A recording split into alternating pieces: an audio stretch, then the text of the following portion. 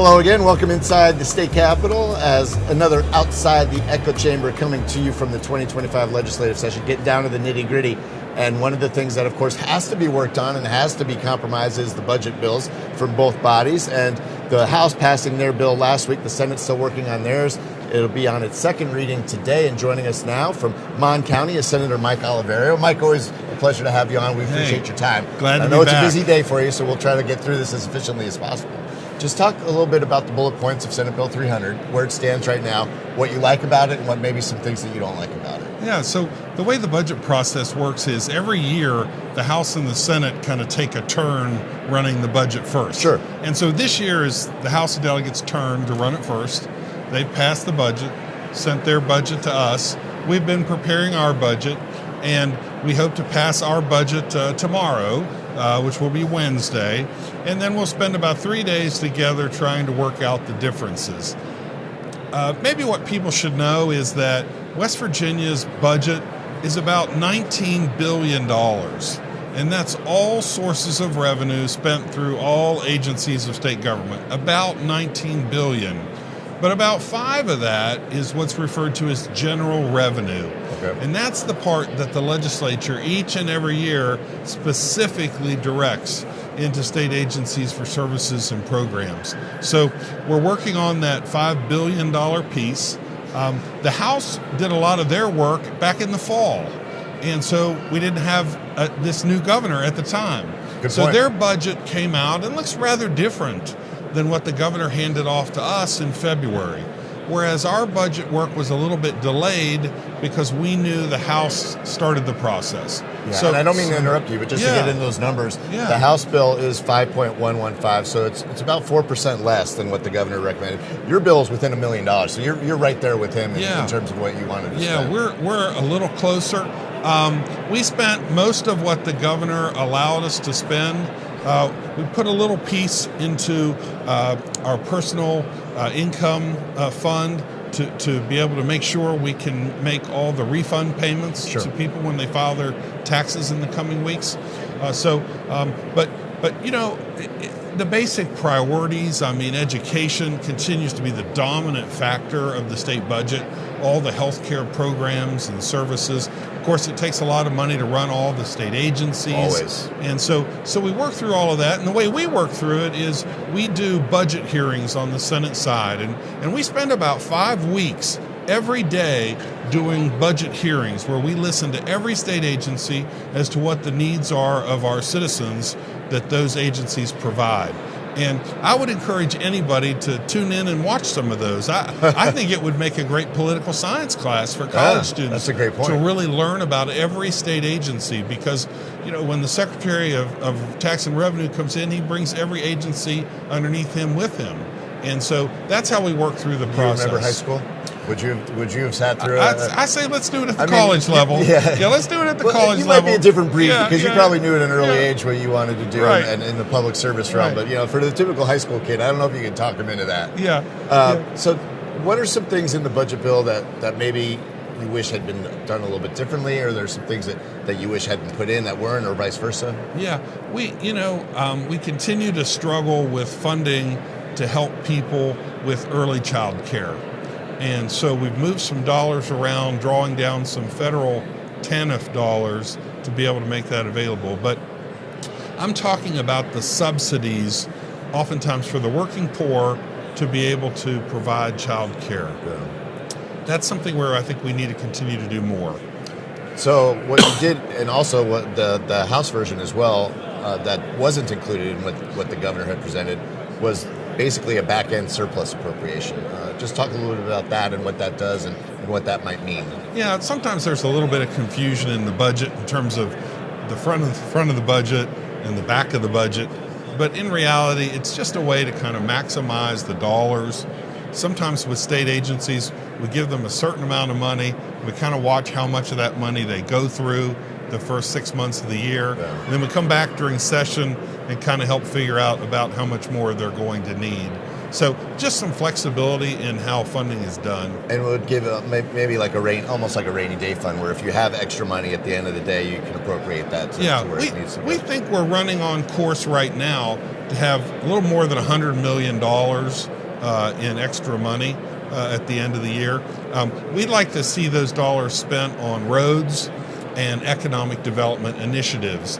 So if you look at the surplus portion of our budget, you'll see $50 million attributed to each of those entities for road work and for economic development initiatives that we could do to help promote existing businesses and attract new businesses to West Virginia. Now, have the numbers been ironed out? I know that the session began famously with new Governor Morrissey saying, we don't have all this surplus that the previous administration claimed. We're working actually with a $400 million deficit. And then other people say, well, it's not really a deficit, it's a gap, and there's a semantic argument. Have those numbers have you been in touch with the Revenue Secretary? Do we know how much money we're working with here? I think Justice said we left on a rocket ship ride, and Morrissey came in and said we're $400 million short. I'm married to a lawyer, and she oftentimes says the truth lies somewhere in between. Right. And I think that's the best way to describe this situation. But has that been determined where we're at? We have taken the money the governor's given us, and we have allocated all of it but $35 million, right. And we put that into a reserve fund for personal income tax refunds. So we'll take the credit for solving a $400 million shortfall, if that's what he wants to call it. Well, we'll see where he stands on that. I know that right now he almost seems super focused on the microgrid bill, which was another slap in his face with the vaccine getting shot down, micro bill. He's taken some L's this session. I think we owe the governor a level of grace, and I say that because the governor comes into office. It takes time to attract quality people in all these cabinet level positions. It takes time to prepare for a legislative session and a budget. And oftentimes we expect a new governor, whoever it may be, we expect them to come into office and in 60 days solve problems that previous administrations haven't been able to solve in years. Right. And those being things like PEIA and Medicaid and our Board of Risk and Insurance Management challenges and foster care. So I think it's a little unfair, a little unrealistic expectation to say somebody's going to walk into the governor's office and solve all these lingering problems. So my position has always been, and this is the sixth governor that I've served with as a state senator, my position has been you give them some grace when they start. You give them a hand of support and willingness to try to help find new solutions to existing problems. Well, it is something that will be needed to work on because you're obviously collaborating with not only the House but also with the governor to come to a compromise on this budget bill. Given that he is kind of licking his wounds from some of those losses with the vaccine bill and the microgrid bill, do you think that makes it more or less likely that he'll kind of just be like, you know what, this is good enough, let's get this done? Or no, I think the governor's very driven and wants to be successful. He wants to improve the quality of life for the people in West Virginia. I also think the microgrid bill is still alive. There may be ways to get that through and passed by the end of the 60th day. Clearly it represents West Virginia's greatest opportunity in terms of economic development, to locate some of these data centers in West Virginia, the tax revenues that come with that, and the opportunities that they provide. So I'm committed to working with him. Like I say, I like to use the term grace.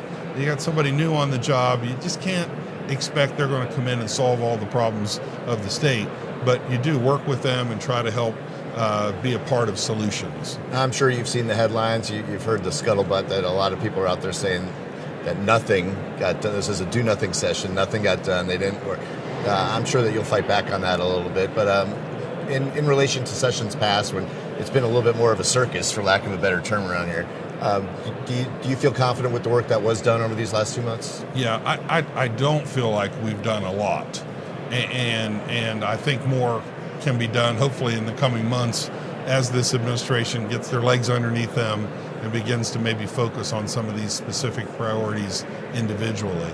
But no, I would not represent to the public that this has been an incredibly successful legislative session. I've been through many that have been, and if we can get this budget balanced properly, if we can get a few of the smaller things done, we'll move on down the road and be prepared maybe to tackle PEIA and some of the challenges that lie ahead. Yeah, and you bring that up because that's every year. That's one of the things that's on the top of the list for people, like fix PEIA.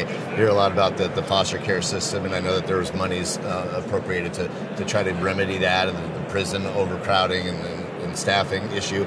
So things are getting done, maybe not as quickly as people would have hoped. Yeah. But the PEIA thing is strange because it does seem like every year everyone is agreeing that we've got to come up with a permanent fix. We can't just do this with Band-Aids, paper clips, and kick it down the road. But it seems like every year it gets talked about, and then nothing happens. I think our progress is incremental also, you know, with PEIA, where we do some things that are helpful, particularly during the 2023 session. I think we did some things that were helpful, but the challenge is still out there with the rising cost of healthcare being so significant. Many of our citizens that are on PEIA have a lot of health issues. So the combination of those two things with the fact that those are oftentimes employees that don't make a lot of money. So it's hard to ask more and more of them in terms of PEIA premiums. So we have to be very sensitive to that. The state portion has to obviously continue to grow. But, you know, to a lot of people, I always say, hey, these are our employees. You know, we are the legislature, we're the board of directors of this company, if you will. And it is our responsibility to provide reasonable health insurance coverage to our employees. And so at times we need to commit more and more dollars to that, and that's what has to be done. And obviously spending is a big issue. People are saying got to rein that in a little bit. When you're working with the budget, I know one of the beefs from the House was that you keep this budget flat, everything else is going up, you're basically decreasing your spending power. You've got to raise that up a little bit. Do you see that side of the argument? And, yeah. And where do you stand on that? I see this budget rising about 3 to 4%. So it's not a flat budget, but it's not a 10% increase either. Right. So your budget is a little bit higher than the House's. Yeah. So I think we're reasonable in terms of if we look last year to this year, you know, a reasonable increase. But then you look at something like this microgrid bill, and you know, for your folks watching, I mean, this creates an opportunity for a data center to locate within a microgrid, an area or a district, where that district can create the power for that data center. So it's rather unique. If we can get that worked out, I think it will create tremendous opportunities for West Virginia to be far more competitive to attract these data centers than other states. What was the huge obstacle with that? Was it just too cumbersome? Was it too broad of a bill? Was the language in it too vague? I mean, I know there were a lot of people that were just overwhelmed by it, and that's probably why it was easy to vote down. You know, the best, you know, it's still alive, and I think we have a chance. The best parallel I can make is years ago as legislators, we faced the issue of the horizontal drilling in the Marcellus Shale. Right. And that was all new to us. And there was this enormous amount of potential and state revenue. And this feels like that all over again. Yeah. You know, you have people who sort of want to pretend they're experts, but maybe they are, maybe they aren't. And we have out-of-state business interests, sometimes international interests that are very knowledgeable in this, and we don't want them to take advantage of us, so we're trying to do all our due diligence. Well, and it's a risk-reward benefit cost analysis, right? Yeah. And when you don't really know what you don't know, and you can't see around corners, when you're taking on these new frontiers, it can be difficult to make that leap. Right, and you know, we've tried to get out around the country and meet and learn. You know, I traveled to Seattle with a group. Yeah. We call it the Choose West Virginia group. Right. We traveled to Seattle and we met with Microsoft and we met with Amazon, the AWS division, and talked about these data centers and how we might be able to bring them to West Virginia. So things like that, doing your homework, I think are helpful, and hopefully we can strike a deal that makes sense, protects the interests of West Virginians, and generates revenues so that we can provide the services that our citizens need. Well, we're setting up for another long day. I know you got a lot of work to do, so we'll get you out of here on this. Are you happy with where the budget bill stands right now, and do you think that Governor Morrissey will call you back for a special session? I'm happy with where the Senate budget is right now. I'm hopeful we can hold that with a few changes. I'm reasonably confident in the fact that we probably will come back in a special session, and sometimes that can be helpful. Right. And sometimes those can be tied to existing legislative interim sessions, so there's not additional cost to the taxpayer. And maybe in those special sessions, we might be able to address some changes to PEIA, to our Board of Risk and Insurance Management, to our early child care program. So maybe we can work through some of those things throughout the year. All right, well, I'll let you get to work. Good stuff. Always a pleasure having you on, Mike. We Great appreciate your insight and transparency. Senator Mike Oliverio from Mon County. And don't go anywhere, because coming up next, we'll talk to the other side of this building, the delegate John Williams, also from Mon County. We'll talk about what's going on in the House when Outside the Echo Chamber continues. Are you ready to unlock a future filled with remarkable pay, unbeatable benefits, and unparalleled satisfaction? Imagine embarking on a journey that offers you a college-level education without the weight of debt, all while earning a steady income. Look no further than the West Virginia Building and Construction Trades Apprenticeship Programs. Join us, and together, let's build a future that's brighter and stronger. Go to actwv.org to apply today. The West Virginia Building and Construction Trades, where the future is forged. Welcome back inside the state capitol on this Outside the Echo Chamber as we continue our budget bill discussion. We welcome in Delegate John Williams from Mon County. The House, of course, passed their version of the bill late last week.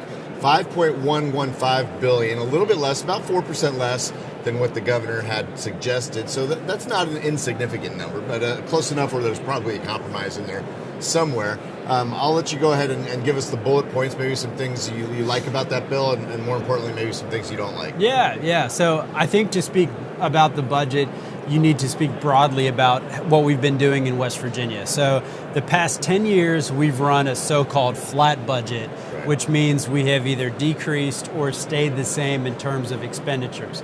Now, while this is used as a talking point to brag about fiscal responsibility, the fact is that with inflation being very much a reality, even under normal inflation of 2 to 3% a year, our ability to provide services is extremely diminished when we pass these so-called flat budgets.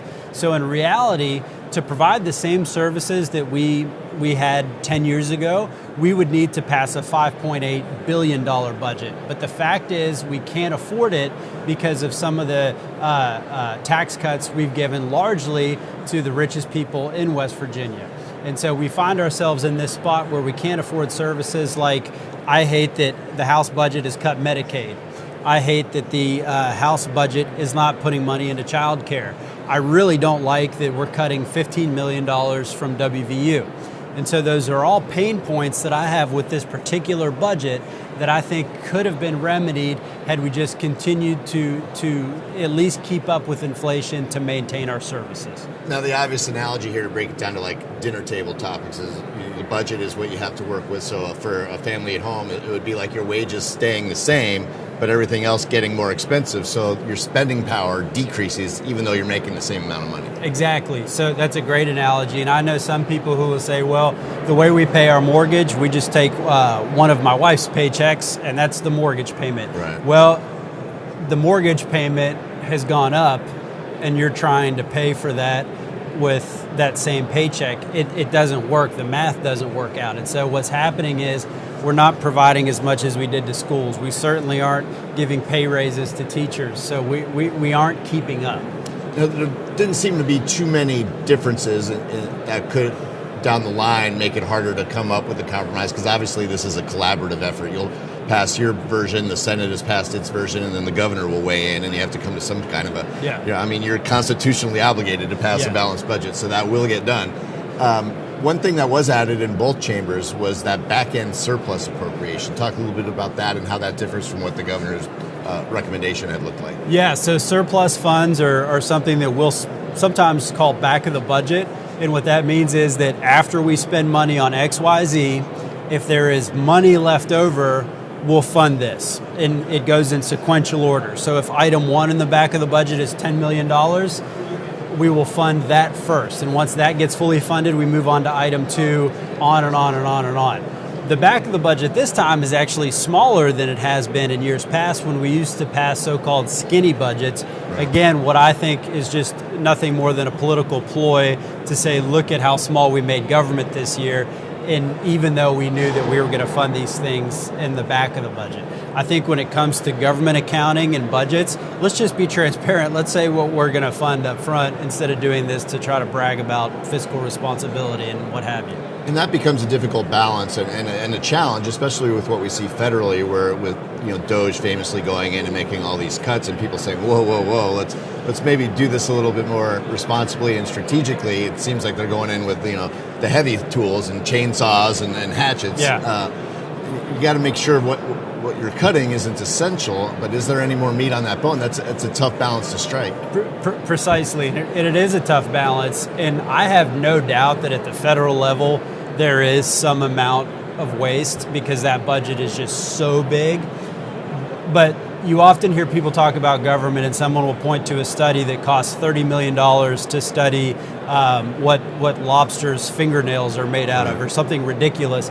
That doesn't happen at the state level. Pretty much every program that the state funds is essential to helping someone, to paving something, to doing an essential government service. And so when we talk about finding meat on the bone for cuts, it's really, there's not a whole lot there. You can consolidate some things, put them under one roof, that saves you some money here and there.